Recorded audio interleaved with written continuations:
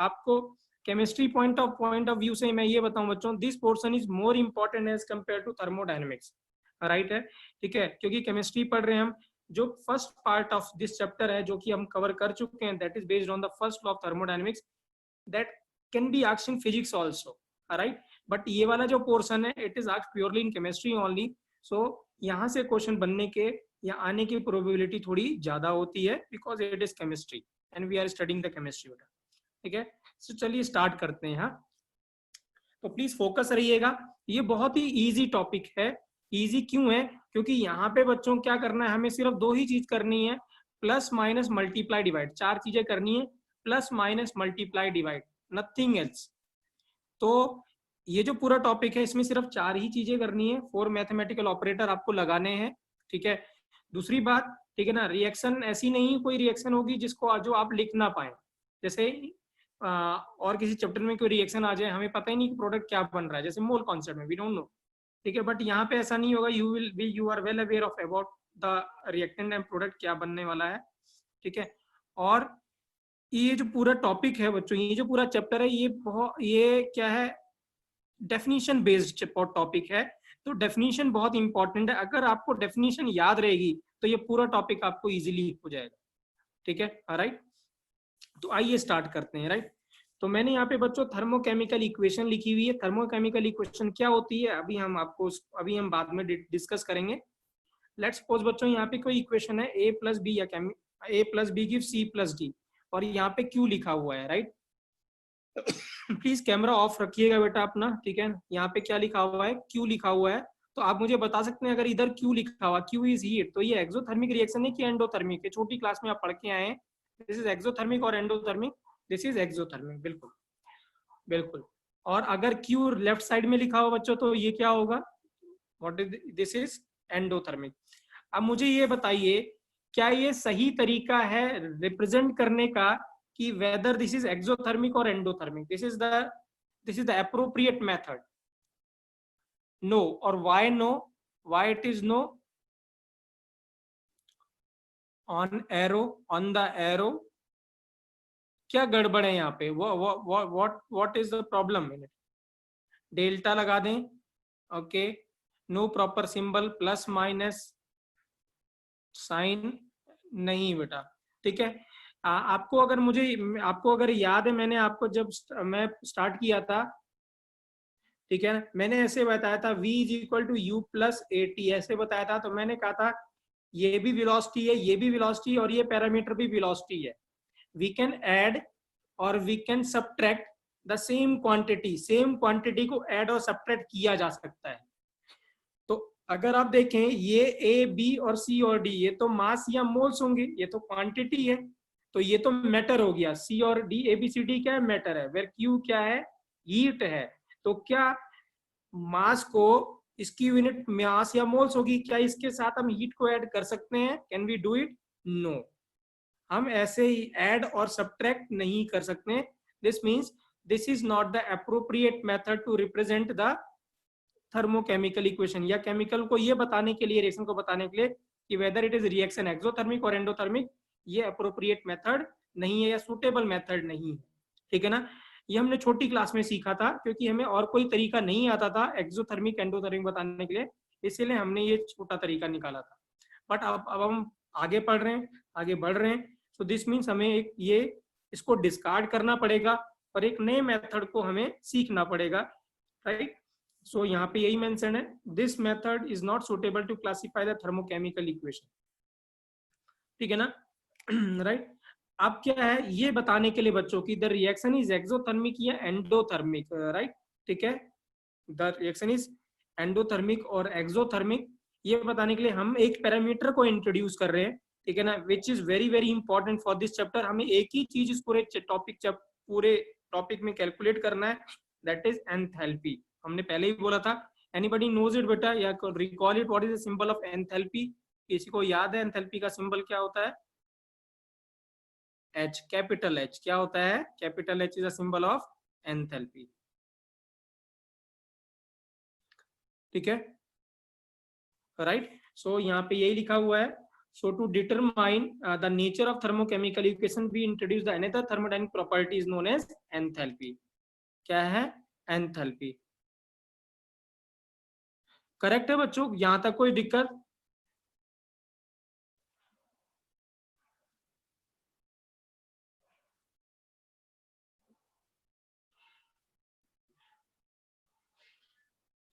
Clear है बेटा? Right, ठीक है. अब देखिए एंथैल्पी क्या होता है ना. ठीक है.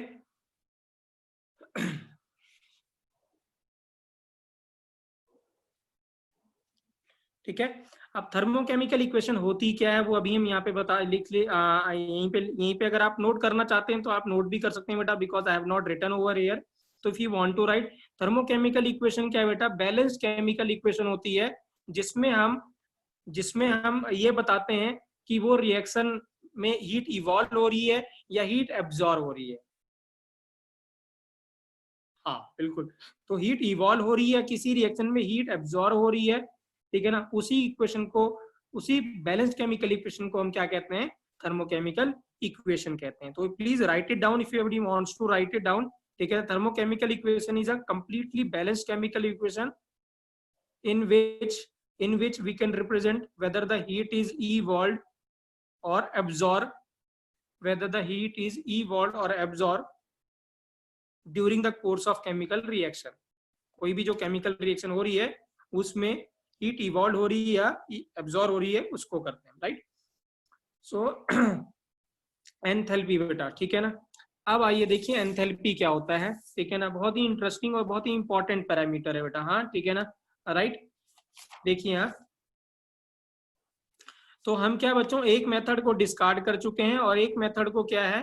ठीक है ना. अब हम एक नए मेथड सीखना चाहते हैं जो ये बताए या इस डिफिकल्टी को रिमूव कर दे. राइट. और ये बताए कि वेदर रिएक्शन इज एक्सोथर्मिक या एंडोथर्मिक. ठीक है ना. राइट. अब मैं आपसे पूछता हूं इस सिस्टम में. ठीक है ना. राइट.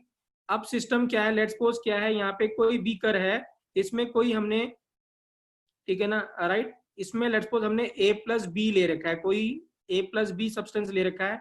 तो इस समय इसके पास कौन सी एनर्जी होगी?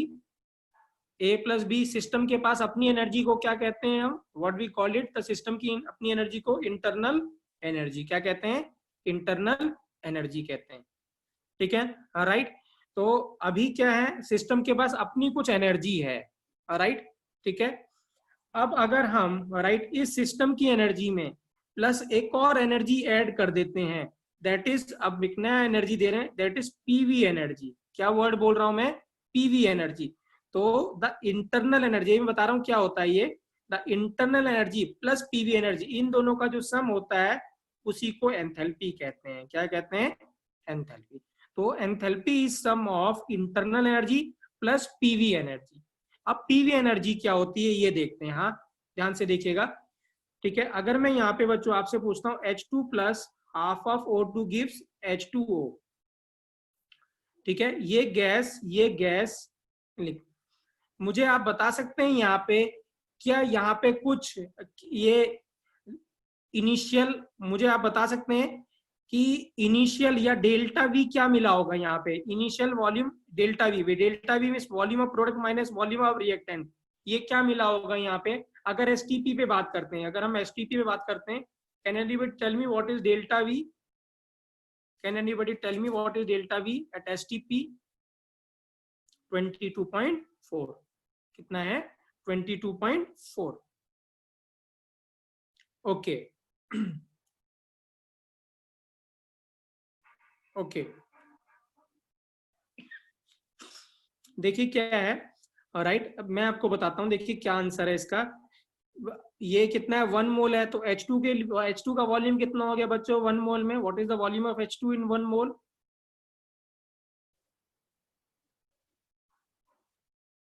22.4. और इसके पास इसका वॉल्यूम कितना हुआ? हाफ ऑफ O2 का वॉल्यूम कितना हुआ? 11.2. तो टोटल वॉल्यूम कितना हो गया बच्चों? टोटल वॉल्यूम कितना हो गया? 33.6 लीटर. और यहाँ पे कितना वॉल्यूम हो गया? आफ्टर कितना वॉल्यूम हो गया? रिएक्टेंट का कितना, प्रोडक्ट का कितना हो गया? 22.4 लीटर. सो डिफरेंस कितना हो गया? What is the difference? 11.2 litre हो गया, ठीक है। लेकिन ये आंसर रॉन्ग है बच्चों, this is a wrong answer. Can anybody tell me why?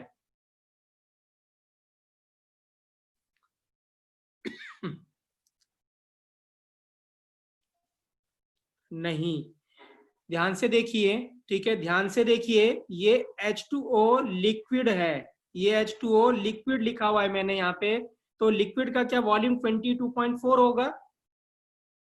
क्या लिक्विड का वॉल्यूम 22.4 होगा? कितना वॉल्यूम होगा इसका? Can anybody tell me? किसका कितना वॉल्यूम होगा? जीरो नहीं होगा। हु टोल्ड यू कि लिक्विड का कुछ वॉल्यूम नहीं होता?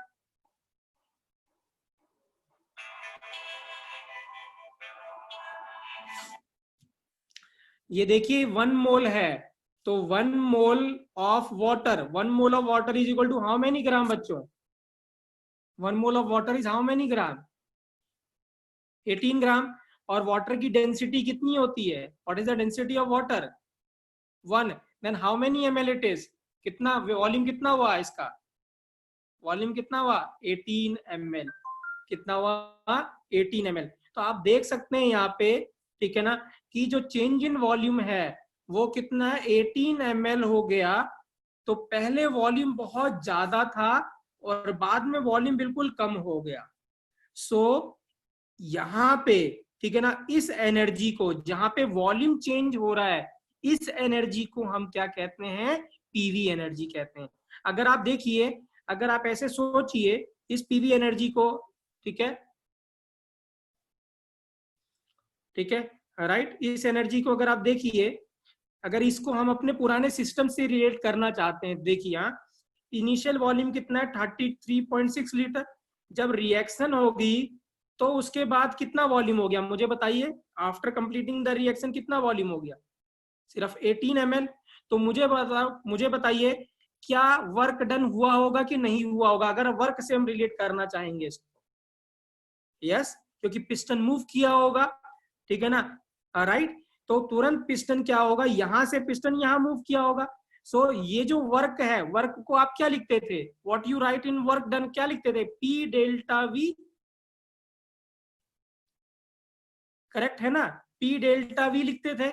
सो यहाँ पे हम इसी को अब हम क्या कहेंगे? ये जो वर्क था, इसी वर्क को अब हम थर्मोकेमिस्ट्री में क्या कहेंगे? पीवी एनर्जी कहेंगे। क्या कहेंगे? पीवी एनर्जी कहेंगे, राइट। क्योंकि यहाँ पे थर्मोकेमिस्ट्री में कुछ वर्क नहीं करवा रहे हैं हम, यहाँ पे कोई पिस्टन मूव नहीं करवा रहे हैं, बट डेफिनेटली ये कुछ एनर्जी है, क्योंकि हमें पता है वर्क क्या होता है। वर्क क्या होता है, ठीक है ना? Work is a mode of transfer of energy. तो दिस मीन्स ये जो है यहाँ पे जो वॉल्यूम की वजह से, जो चेंज इन वॉल्यूम की वजह से जो एनर्जी एसोसिएटेड होती है, उसी को क्या कहते हैं? PV energy.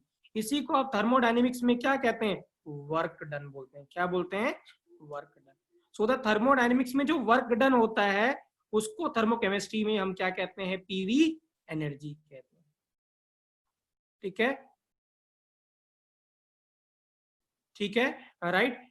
Got the point कि नहीं? ये क्लियर है आपको, राइट? तो सिस्टम में इंटरनल एनर्जी खुद की थी उसकी, प्लस उसके बाद जो ये एनर्जी आई है पीवी एनर्जी, इन दोनों का जो सम होगा, इसको हम क्या कहते हैं? क्या कहते हैं हम? एंथैल्पी कहते हैं। क्या कहते हैं? एंथैल्पी कहते हैं। देखिए इसको मैं और भी रिलेट कर सकते हैं हम, देखिए ध्यान से। हमने अगर फर्स्ट लॉ की बात करते हैं तो फर्स्ट लॉ, ठीक है, आई डोंट नो रुद्र आप क्या कहना चाह रहे हो, आप प्लीज यहाँ कंसेंट्रेट करो। Delta E is equal to Q plus W होता है। अब क्यू क्या होता है? डेल्टा ई प्लस, या इसको डीई, डेल्टा डीई डी लिख देते हैं, प्लस डेल्टा डब्ल्यू, इसको भी डी लिख देता हूं मैं, ठीक है। तो जो क्यू हो गया वो क्या हो गया? DE plus d W. और डी को क्या लिखा? अभी हमने क्या लिखा था देखिए, एंथैल्पी को क्या लिखा था? It is internal energy plus PV energy. So आप देखिए क्या था इसका, जब अगर मैं यहाँ पे थर्मोडायनेमिक्स में लिखता तो ये लिखता, हम इसको क्या लिखते? ई लिखते, प्लस क्या लिखते? डीवी को क्या लिखते आप? यहाँ क्या था? इधर आके ये माइनस हो गया था, इधर आया तो ये माइनस हो गया। अब ये जो माइनस हो गया, और वर्क डन क्या होता है? वर्क डन होता है माइनस पी डीवी। तो माइनस माइनस क्या हो जाएगा? प्लस, तो ये क्या होगा? पी डीवी हो गया। तो ये क्या हो गया, ये क्यू, इसी क्यू को हम क्या कह रहे हैं, इसी क्यू को क्या कह रहे हैं हम, इस क्यू को क्या कह रहे हैं हम, एंथैल्पी। क्या कह रहे हैं, एंथैल्पी।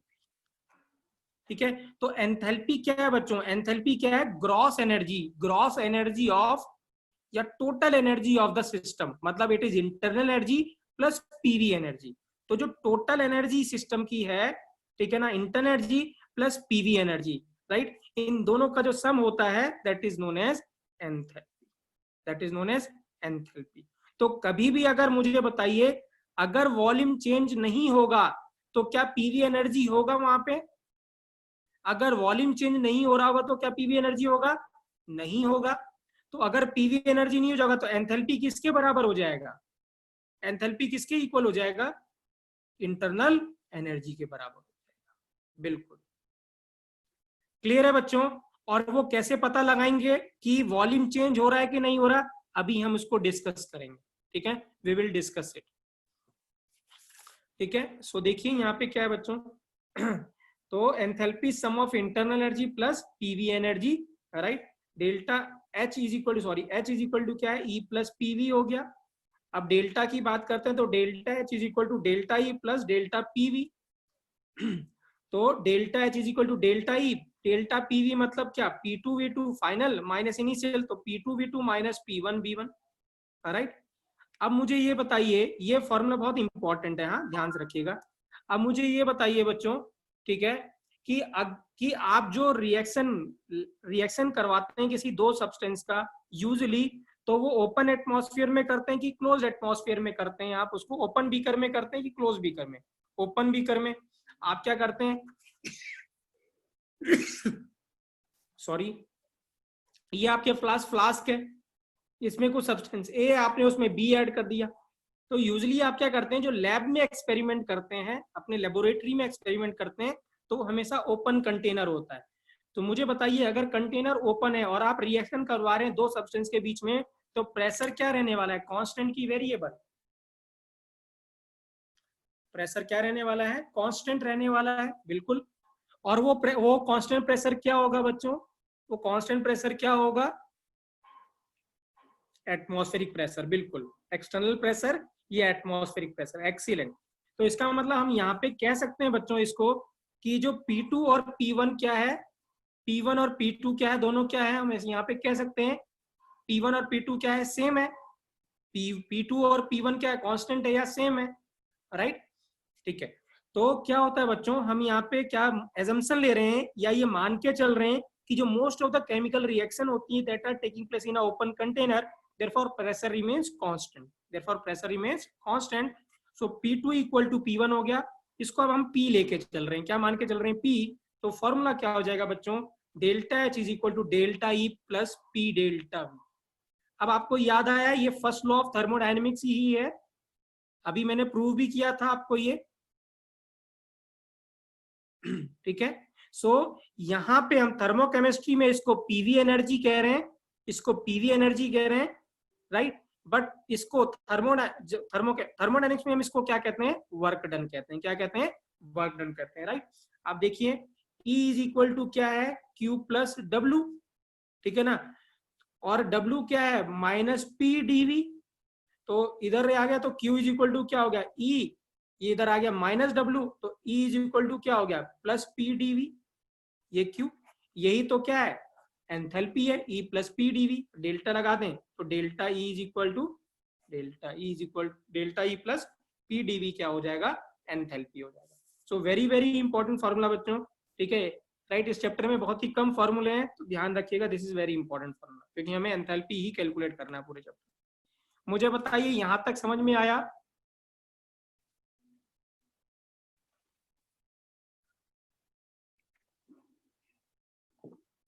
चलिए यहाँ देखता हूं मैं कौन बताता है यहाँ पे, C plus O2 gives CO2, right. मुझे बताइए यहाँ पे, ठीक है ना, कि डेल्टा H और डेल्टा E में कौन बड़ा है कौन छोटा है, या सेम है दोनों, can any tell me which is greater which is smaller, और या सेम है दोनों, यहाँ पे सेम है, why Rohan it is same, why Rohan it is same,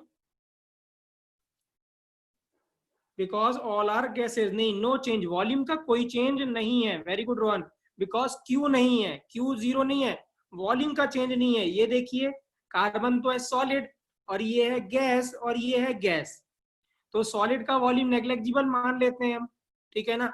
सो यहाँ पे देखिए इसका वॉल्यूम 1 मोल, तो 1 मोल ऑफ रिएक्टेंट है और 1 मोल ऑफ प्रोडक्ट है, so this means delta we क्या हो गया बच्चों, व्हाट इज डेल्टा वी, वो क्या हो गया, डेल्टा वी क्या हो गया, जीरो। तो डेल्टा वी जीरो हो गया, तो delta H is equal to क्या हो गया, डेल्टा ई हो गया कि नहीं हुआ, बताइए, ठीक है, राइट। अब मुझे बताइए, ठीक है ना, गैस है अगर, ठीक है, अगर गैस है, ठीक है ना, तो गैस का वॉल्यूम कैलकुलेट करना इजी होता है कि मोल्स कैलकुलेट करना इजी है, उसका वॉल्यूम कैलकुलेट करना इजी होगा कि मोल्स कैलकुलेट करना इजी होगा। अगर मैं आपको ऐसे रिएक्शन दे दूं A प्लस, ऐसे मैंने यहाँ पे रिएक्शन दे दी थी, लेट्स सपोज हमने यहाँ पे रिएक्शन लिखी N2 plus 3H2 gives 2NH3, तो मुझे बताइए आपको सबसे पहले मोल्स पता चले कि वॉल्यूम पता चला, मोल्स पता चला, सो दिस मीन्स मोल्स में कैलकुलेशन करना इजी रहेगा कि नहीं रहेगा,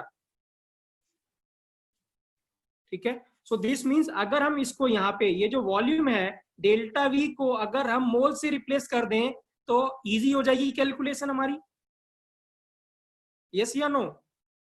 और हमें पता है बच्चों अगर प्रेशर और टेम्परेचर कांस्टेंट होता है तो वॉल्यूम डायरेक्टली प्रोपोर्शनल टू क्या होता है, वॉल्यूम प्रोपोर्शनल टू क्या होता है, मोल्स होता है। So this means PV is equal to nRT लगा के हम इसको पी और पी डीवी को चेंज कर देते हैं या पी डेल्टा वी को चेंज कर देते हैं, करेक्ट है कि नहीं है बेटा, यस या नो, ठीक है, राइट, क्लियर है बेटा, राइट, ठीक है। अब देखिए ध्यान से, हाँ, तो अभी देखिए, अभी मैंने क्या कहा था आपको, अभी मैंने ये बताया था आपको कि ये जो Q है Q इज इक्वल टू क्या है, E प्लस पीवी है, ठीक है। फर्स्ट लॉ से क्या था, ये डेल्टा E था, ये क्या था पी डीवी था, इसी को Q कहा था हमने, और इस Q को हमने क्या बोला था बच्चों, मुझे बताइए, इस Q को क्या कहा था हमने, डेल्टा H, क्या बोला था, enthalpy, that is delta H, right. तो हम डेल्टा H को ऐसे कह सकते हैं क्या कि it is heat at constant pressure, it is heat of the system at constant pressure, कह सकते हैं कि नहीं कह सकते हैं, यस, ठीक है, क्योंकि हमने यहाँ पे प्रेशर को क्या माना, कांस्टेंट, तो इसको हम क्या कह सकते हैं, क्यू पी लिख सकता हूं मैं, याद आया ये क्यू पी आपको, Q P minus Q V is equal to ऐसे लिखा था हमने, राइट, और CP minus CV is equal to R prove किया था, राइट। तो डेल्टा एच क्या है, QP, that is heat content, important है ये, delta H is heat content of the system at constant pressure, बच्चों बहुत इंपॉर्टेंट है, delta H is that change in enthalpy is heat content eight constant pressure, and delta E क्या है बच्चों, delta E क्या था, हीट कंटेंट एट कांस्टेंट क्या था बच्चों, वॉल्यूम, क्या था, कांस्टेंट वॉल्यूम, ठीक है, राइट। तो याद रखेंगे heat content eight constant volume internal energy होता है, और हीट कंटेंट एट कांस्टेंट जो प्रेशर होता है वो क्या होता है,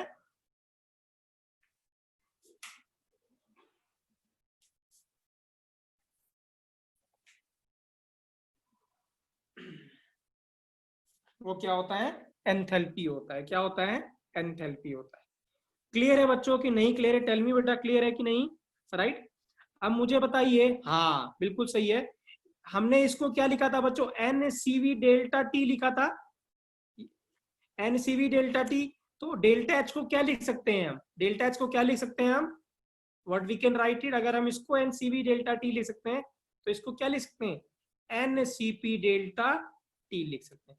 तो एंथैल्पी क्या होता है बच्चों, एन सीपी डेल्टा टी भी होता है और delta E plus P dV भी होता है, ठीक है। सो थर्मोडायनेमिक्स में ये ज्यादा यूज होता है, this formula is use in thermodynamics, अगर एंथैल्पी कैलकुलेट करने को आता है, ठीक है ना। अब हमें पता है सीपी सीवी हम पता है बच्चों, अगर हमें मोनो एटॉमिक गैस पता है या बता दिया जाए डाई एटॉमिक गैस है तो वी नो सीपी और सीवी क्या होता है, इट इज, है ना बच्चों, हमें पता है कि नहीं पता है, this means we can calculate delta H या डेल्टा ई कैलकुलेट कर सकते हैं अगर टेम्परेचर गिवन है. So this is more useful in thermodynamics, but this is useful in thermochemistry. Right. तो यहाँ पे यही लिखा बच्चों, enthalpy is heat content of the system at constant pressure. Very very important बच्चों, ध्यान रखिएगा. हाँ, ठीक है. राइट. यहाँ पे मैंने नोट्स भी लिखा, नोट में लिखा हुआ है heat content of system at constant volume क्या होता है, change in internal energy, that is NCV delta T. और heat content of the system at constant pressure is delta H, that is NCP delta T. और अभी मैंने बताया था आपको बच्चों, पी डीवी के जगह अगर हम मोल्स के रिप्लेस कर दे तो हमारी बात बन जाएगी, हमें इजी रहेगा कैलकुलेशन करना. तो P V is equal to NRT होता है. तो प्रेशर टेम्परेचर कांस्टेंट है तो volume directly proportional to number of moles होगा. तो जितना चेंज इन वॉल्यूम होगा उतने change in number of moles होगा. तो P delta V is equal to delta NGRT. G क्यों लगाया मैंने, मुझे बता सकता है कोई बच्चा? Why have used NG, delta NG? G represent, G represent बच्चों किसके लिए रिप्रेजेंट करेंगे? जी यहाँ पे गैस के लिए. किसके लिए? गैस के लिए. किसके लिए? गैस के लिए. तो क्योंकि हम किसकी डील कर रहे हैं? आइडियल गैस इक्वेशन की बात कर रहे हैं. हम किसकी बात कर रहे हैं? आइडियल गैस इक्वेशन की बात कर रहे हैं. तो इसीलिए हम यहाँ पे सिर्फ गैस से लेना देना है, हमें वॉल्यूम सॉलिड और लिक्विड से लेना देना नहीं है. तो कभी भी अगर रिएक्शन में सॉलिड, जैसे मैंने यहाँ पे लिखा था C+O2 गिव CO, तो ये सॉलिड था, इसका वॉल्यूम नेग्लेक्जिबल होगा. तो आप इसका एज कंपेयर टू गैस के वॉल्यूम से, तो सॉलिड और लिक्विड का वॉल्यूम आप नेग्लेक्ट कर देना. सिर्फ आपको किसका वॉल्यूम कंसिडर करना है या किसके मोल्स कंसिडर करने? सिर्फ किसके मोल्स कंसिडर करने? Gas. So neglect the moles of liquid and solid. And liquid के मोल्स को आप नेग्लेक्ट कर देना. हमेशा आपको किस पे ध्यान देना है? मोल्स ऑफ गैस पे ध्यान देना है बस. ठीक है ना. हमें बस सॉलिड और लिक्विड को नेग्लेक्ट कर देंगे हम. ठीक है. सो ये हो जाएगा P delta V is delta ngRT. तो अब हमारे पास जो इक्वेशन बनी डेल्टा एच की, delta H is equal to delta E plus delta ngRT. अब यही इक्वेशन से सारी कैलकुलेशन बच्चों हम करने वाले हैं. Delta H is equal to delta E delta ngRT. Very very important. What is delta ng? Delta ng is number of moles of gas of product minus number of gas moles of gas of reactant. G means gas, ठीक है ना. T means product, R means reactant. तो change है, change मतलब change हमेशा हमें यहाँ पे final minus reactant, final minus initial होगा. तो फाइनल यहाँ पे प्रोडक्ट है, इनिशियल क्या है? यहाँ पे रिएक्टेंट है. क्लियर है बच्चों? टेल मी यस या नो बेटा. राइट. ठीक है. अब मुझे ये बताइए बच्चों कि अगर क्या है, एनर्जी इवॉल्व हो रही है, तो मुझे बताइए डेल्टा एच का साइन क्या होगा? अगर किसी रिएक्शन से एनर्जी इवॉल्व हो रही है तो डेल्टा एच का साइन क्या होगा? नेगेटिव. क्योंकि एनर्जी रिलीज निकल गई, तो क्या होगा? नेगेटिव. ठीक है ना. मैंने पहले ही बोला था कुछ भी हमारे जेब से जाएगा तो क्या होगा? वो नेगेटिव होगा, टेम्परेचर कम हो जाएगा. सो दिस मीन्स अगर एनर्जी इवॉल्व हो रही है तो डेल्टा एच का साइन क्या आएगा बच्चों? Very very important, negative. This means reaction is exothermic or endothermic? Exothermic. So this means अगर reaction exothermic है तो डेल्टा एच क्या होगा? डेल्टा एच क्या होगा? नेगेटिव होगा. और यही अगर एक्सोथर्मिक एंडोथर्मिक हो जाए तो डेल्टा एच का साइन क्या होगा? पॉजिटिव होगा. Very good. क्या होगा? पॉजिटिव होगा. एक्सीलेंट बच्चों. ठीक है. क्या मुझे बच्चों यहाँ पे ये बता सकते हैं, इसमें यहाँ पे जो दिख रहा है आपको, व्हाट इज डेल्टा एनजी? इसका डेल्टा एनजी क्या है? एनीबडी? एनीवन? एक्सीलेंट. +2 -2 बच्चों साइन के साथ बताना है, साइन इंपॉर्टेंट है. +2 -2 इट इज +2. क्योंकि यहाँ पे कितना है? 1 + 3 4, 4 - 2 सभी गैस है. ध्यान रखना गैस पहले देखना है. तो 3 + 1 कितना है? 4 है. 4 इतना होगा. करेक्ट है. तो मुझे बताइए यहाँ पे इस रिएक्शन के लिए डेल्टा एच और डेल्टा ई, इसमें से कौन ग्रेटर है, कौन स्मॉलर है? विच इज ग्रेटर देन? क्या होगा? डेल्टा एच और डेल्टा ई के बीच में कैसा साइन है? ग्रेटर देन की लेस देन का साइन आएगा? ग्रेटर देन का कि लेस देन का? ग्रेटर देन का. Enthalpy is more. ठीक है. वाई बच्चों? क्योंकि यहाँ पे डेल्टा एन जी की वैल्यू कितनी आ गई? 2, और आर की वैल्यू पॉजिटिव होती है, टेम्परेचर भी पॉजिटिव ही होता है हमेशा. सो दिस मीन्स ये होल क्वांटिटी पॉजिटिव हो गई, दिस मीन्स डेल्टा ई से बड़ी वैल्यू हो जाएगी डेल्टा एच की। सो इसके लिए delta H is greater than क्या हो जाएगा, डेल्टा ई से बड़ा हो जाएगा। क्यों? क्योंकि इसके पास इंटरनल एनर्जी तो थी, बट इसके साथ में एक और एनर्जी थी। वो कौन सी एनर्जी थी? PV energy. क्या थी? PV energy. और पीवी एनर्जी क्या था इस बार? नंबर ऑफ मोल्स बढ़ रहे थे, नंबर ऑफ मोल्स क्या हो रहे थे? इंक्रीज हो रहे थे, राइट। ठीक है, राइट। तो अब देखिए क्या है, for exothermic delta H is negative और for endothermic delta H is positive. ठीक है ना? तो इसका मतलब अब हमें ऐसे लिखने की जरूरत नहीं है, हमें यहाँ पे ये क्यू को ऐड करने की जरूरत नहीं है, ये बताने के लिए कि वेदर रिएक्शन इज एक्सोथर्मिक और एंडोथर्मिक, मतलब to tell the thermochemical equation कि वो इवॉल्व हो रहा है कि एब्जॉर्ब हो रहा है, उसको बताने के लिए हमें यहाँ पे क्यू ऐड करने की जरूरत नहीं है। अब हम क्या करते हैं, हम नए तरीके से इसको रिप्रेजेंट करते हैं और क्या करते हैं, ऐसे रिएक्शन लिखते हैं और इसके साइड में यहाँ पे कोई प्लस कोई माइनस नहीं लिखना है आपको, जस्ट इसके पैरेलल में आपको क्या लिख देना है, डेल्टा एच लिख देना है, जो भी मैग्नीट्यूड है वो लिखना है और विद साइन लिखना है। तो अगर यहाँ पे माइनस आ रहा होगा तो वो एक्सोथर्मिक होगा, अगर यहाँ पे प्लस आ रहा होगा तो एंडोथर्मिक होगा। क्लियर है बच्चों? टेल मी यस या नो बेटा, राइट? करेक्ट बेटा, ठीक है। अब देखिए क्या बच्चों, तो आपको क्या लगता है, ये कंप्लीट थर्मोकेमिकल इक्वेशन लिखी हुई, अगर ये बैलेंस्ड इक्वेशन होती, let's suppose it is a balanced chemical equation, तो अगर ये बैलेंस्ड केमिकल इक्वेशन होती तो ये क्या कंप्लीट थर्मोकेमिकल इक्वेशन होती कि अभी भी इसमें कुछ कुछ मिसिंग है? तो इसमें मिसिंग क्या है बच्चों? ऑलराइट, क्लास 10th में आपने देखा होगा एक चैप्टर था केमिकल इक्वेशन या रिएक्शन, क्लास 10th में आई थिंक सो ऐसा रिएक्शन था, ठीक है ना, केमिकल इक्वेशन या रिएक्शन। तो उसमें अगर आपको याद है, यहाँ पे हम वो मेंशन करते थे, इसके नीचे क्या लिखते थे, इसका फिजिकल स्टेट क्या लिखते थे, फिजिकल स्टेट लिखते थे, राइट। सॉलिड लिक्विड की गैस है, तो ये मस्ट है थर्मोडायनेमिक्स थर्मोकेमिस्ट्री के लिए कि you should mention the physical state, physical state लिखना मस्ट है। और एक और चीज लिखना मस्ट है, वो ये है कि अगर कोई एलिमेंट आपने यहाँ पे लिखा हुआ है और उसका आप एलोट्रॉपिक फॉर्म एग्जिस्ट करता है और you know the allotropic form, तो वो भी लिखना मस्ट है यहाँ। जैसे कार्बन, तो कार्बन के एलोट्रॉप्स आपने पढ़े स्मॉलर क्लास में बेटा, राइट। डायमंड, ग्रेफाइट, है ना, फुलरीन, ये सब पढ़ा होगा आपने। तो इफ अगर यहाँ पे आपने ऐसे लिखा हुआ है C+O2 गिव्स CO2, तो ये सॉलिड, ये गैस और ये गैस, मुझे बताइए डेल्टा एच का साइन क्या होगा यहाँ पे, पॉजिटिव की negative? Anybody can tell me what is the sign of delta H? Combustion reaction है, क्या है, कंबस्शन है ना, कार्बन को बर्न कर रहे हैं तो एनर्जी क्या होती है, रिलीज होती है। All combustion reactions are exothermic in nature, तो नेगेटिव हो जाएगा, क्या हो जाएगा, नेगेटिव। तो ये सॉलिड है, यहाँ पे क्या लिखा है, सॉलिड।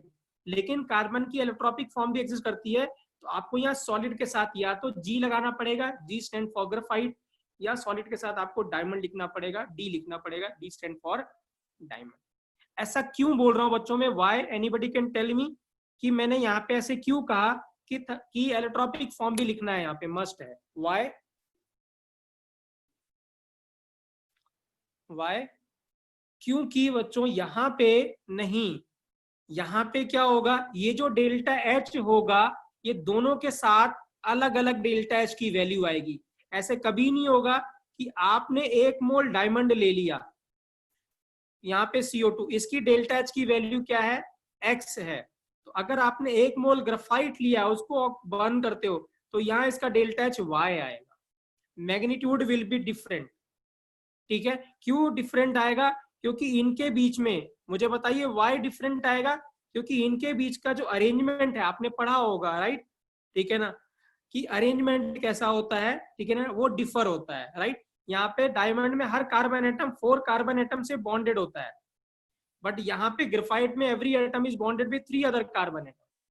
सो यहाँ पे क्या होगा, डिफरेंट डिफरेंट एनर्जी रिलीज होंगी। तो क्या आप गैस कर सकते हैं किसमें ज्यादा एनर्जी रिलीज होगी, डायमंड की ग्रेफाइट में? एनीबडी कैन टेल मी?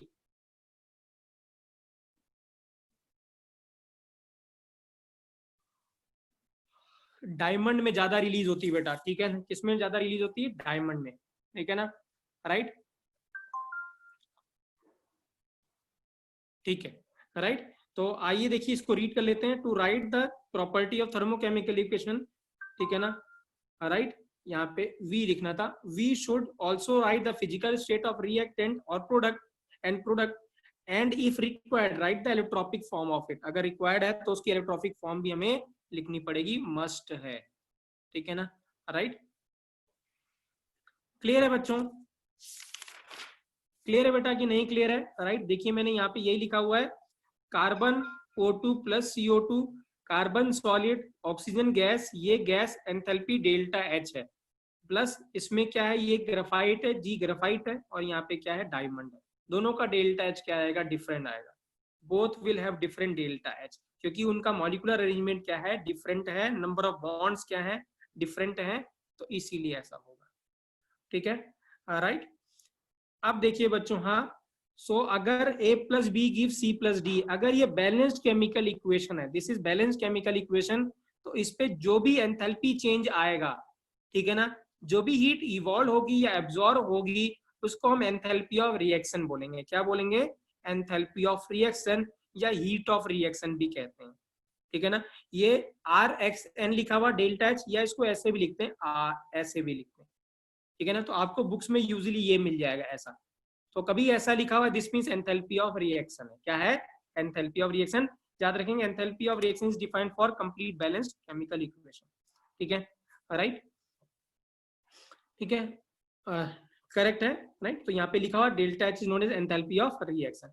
अब प्रॉपर्टीज देखते हैं बच्चों, क्या करते हैं, प्रॉपर्टीज देखते हैं, राइट, बहुत इंपॉर्टेंट है ये, जो भी मैं 4 प्रॉपर्टीज या 5 प्रॉपर्टीज बता रहा हूँ आपको, वेरी वेरी इंपॉर्टेंट, क्योंकि मैंने पहले ही बोला था कि हमें इस पूरे टॉपिक में कौन से 4 ऑपरेटर यूज करने हैं, which 4 operator we have to use it, plus minus multiply और डिवाइड,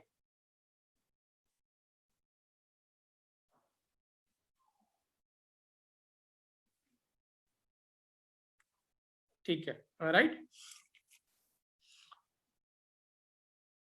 क्लियर है, राइट, ठीक है। तो आइए देखते हैं, वही प्लस माइनस हम करने जा रहे हैं। देखिए अगर रिएक्शन बच्चों क्या है, A plus B give C plus D है, this is reactant, this is product, तो अगर आप इसका एंथैल्पी डेल्टा H है, डेल्टा H1 है, तो अगर आप रिएक्शन को रिवर्स करते हैं, उल्टा करते हैं, मतलब जो यहाँ रिएक्टेंट था उसको, जो यहाँ प्रोडक्ट था उसको आपने रिएक्टेंट बना दिया, और जो यहाँ रिएक्टेंट था उसको प्रोडक्ट बना दिया, तो डेल्टा H का साइन भी रिवर्स हो जाएगा, मतलब अगर यहाँ पे डेल्टा H प्लस एक्स है, तो यहाँ पे माइनस एक्स हो जाएगा, तो अगर आप रिएक्शन को रिवर्स करेंगे तो डेल्टा एच का साइन भी रिवर्स हो जाएगा, प्लस है तो माइनस हो जाएगा, माइनस है तो प्लस हो जाएगा, क्लियर है बच्चों की नहीं क्लियर है, राइट, ठीक है, नेक्स्ट बच्चे, हाँ ठीक है, राइट, अगर आपके पास ये कोई रिएक्शन है, A plus B give C plus D, तो अगर आप किसी रिएक्शन को थ्रू आउट मल्टीप्लाई करते हैं, अगर आप किसी रिएक्शन को किसी नंबर से थ्रू आउट मल्टीप्लाई करते हैं, let's suppose you have, I have multiplied by 2, तो जो आपने इसको मल्टीप्लाई का रिएक्शन को, डेल्टा एच को भी उससे मल्टीप्लाई करेंगे, मतलब अगर यहाँ पे डेल्टा एच इसका 2 है, तो इसका डेल्टा एच कितना आ जाएगा बच्चों, इसका अगर डेल्टा एच 2 है तो इसका डेल्टा एच कितना आ जाएगा, 4 आ जाएगा। तो अगर आप रिएक्शन को लेकिन थ्रू आउट मल्टीप्लाई करना है, थ्रू आउट मल्टीप्लाई करना है, मतलब each reactant and each product should be multiplied by same number, तो आपको डेल्टा एच को ही मल्टीप्लाई करना पड़ेगा। Same if you divide by some number, अगर आप डेल्टा एच को डिवाइड करते हैं, राइट, लेट्स सपोज क्या है, सॉरी डेल्टा एच को कह रहा हूं, अगर कोई रिएक्शन है उसको अगर किसी नंबर से आप डिवाइड करते हैं, लेट्स सपोज मैंने यहाँ से 2 से डिवाइड कर दिया, तो डेल्टा एच भी 2 से डिवाइड हो जाएगा, तो अगर यहाँ इसका डेल्टा एच 10 है, तो इसका डेल्टा एच कितना आएगा बच्चों,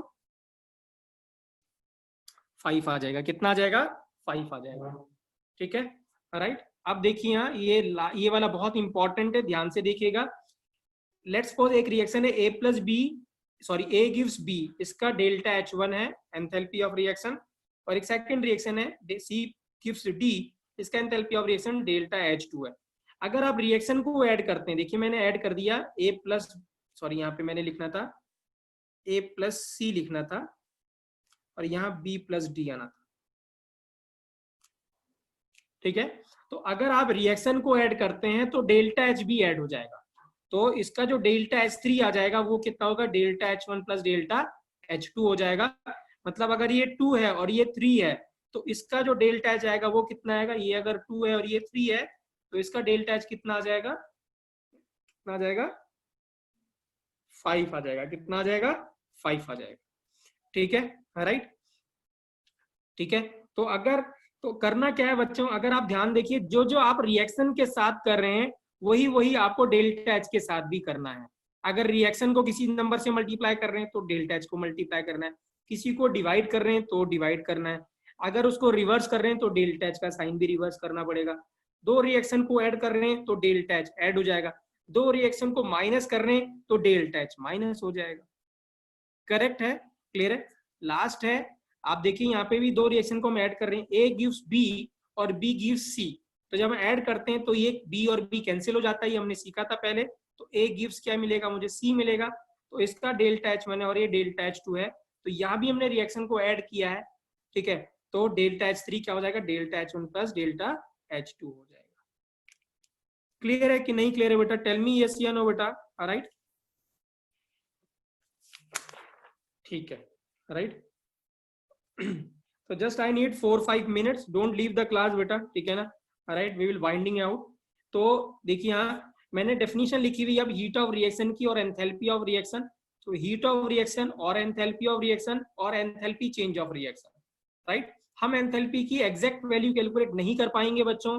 क्यों नहीं कैलकुलेट कर पाएंगे, क्योंकि जो एंथैल्पी था वो था हमारे पास E प्लस PV, और हमें पता है E की एग्जैक्ट वैल्यू कैलकुलेट नहीं कर पाएंगे। तो हम अगर हम E की एग्जैक्ट वैल्यू कैलकुलेट नहीं कर पाएंगे तो हमें H की वैल्यू भी एग्जैक्ट कैलकुलेट नहीं कर पाएंगे।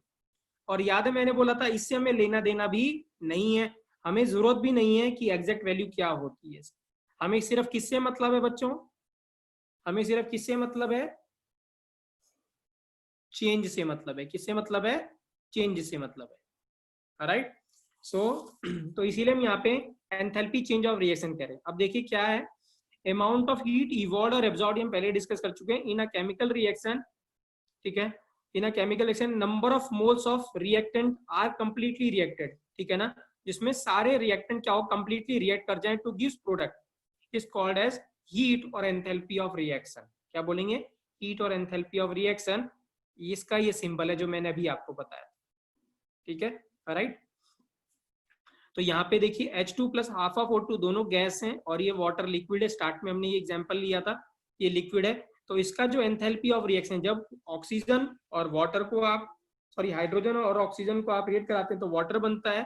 तो इसमें जो एनर्जी रिलीज होती है, जो ये एंथैल्पी ऑफ रिएक्शन है इस रिएक्शन का, वो कितनी होती है, -285.8 किलो जूल पर मोल।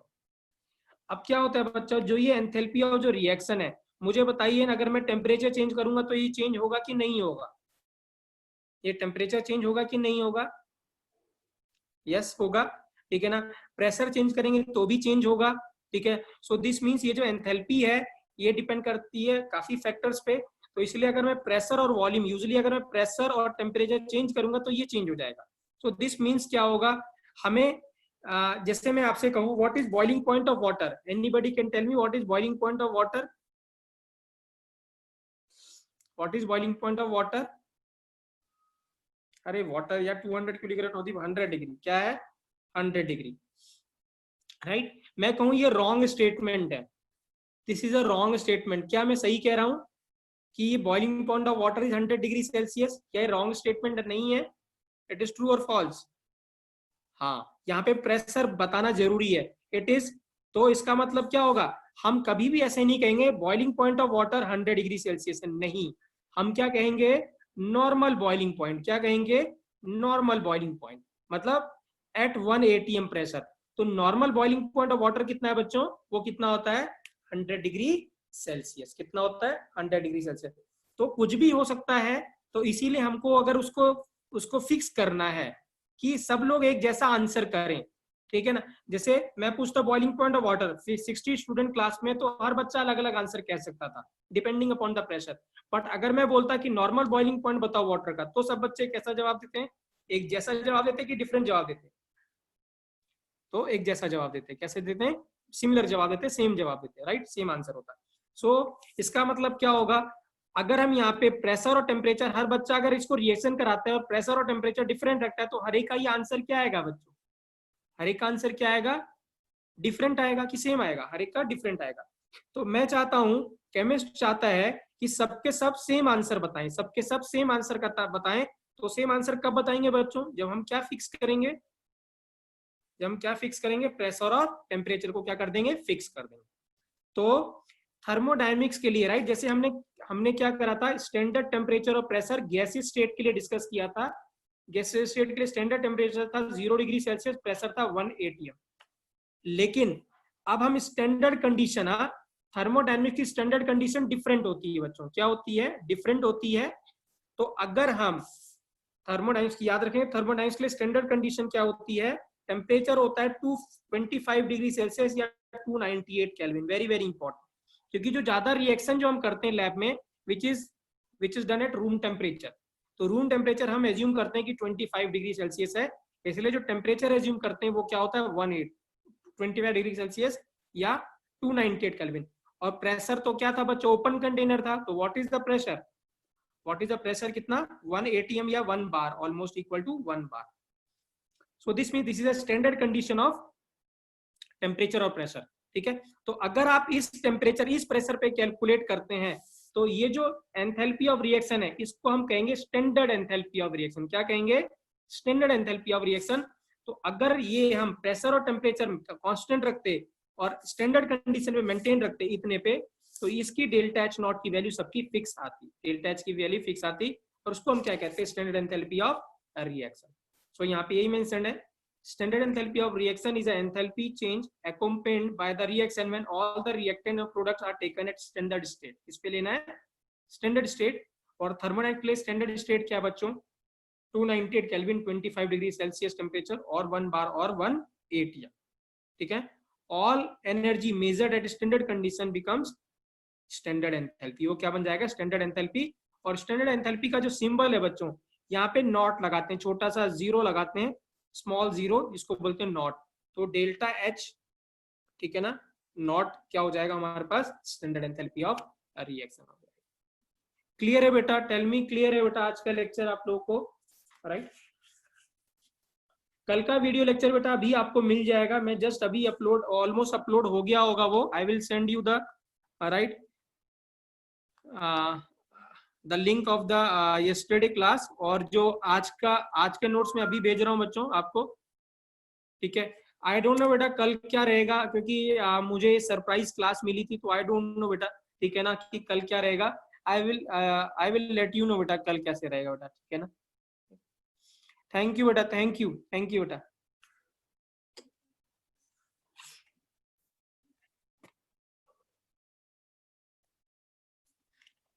नहीं बेटा रेगुलर नहीं सर, मेरे ख्याल से जितेंद्र सर छुट्टी पे थे, they he is on leave I think so, that is why he asked me to take a class बेटा, ठीक है ना, राइट। तो that is why I am continuing it बेटा, क्या कहते हैं, राइट।